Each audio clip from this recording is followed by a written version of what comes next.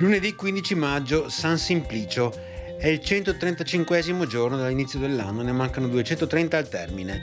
Il sole sorge alle 5:41, tramonta alle 20:34. La luna si leva alle 3:56, tramonta alle 15:49.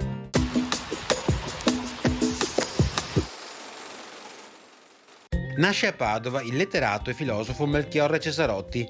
Di vasta e profonda cultura, insegnò letteratura greca ed ebraica nell'Università Patavina e fu autore di numerose opere raccolte in circa 40 volumi. Onorato da Napoleone e circondato dalla stima di amici e ammiratori, Melchiorre Cesarotti morì in tarda età nella sua villa di Servazzano, nei pressi di Padova.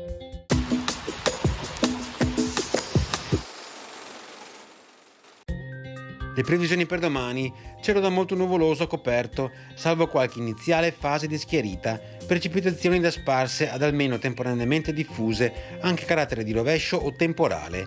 Temperature minime in aumento salvo locale stazionarietà sulla costa e in quota, massime in diminuzione anche sensibile specie sull'entroterra.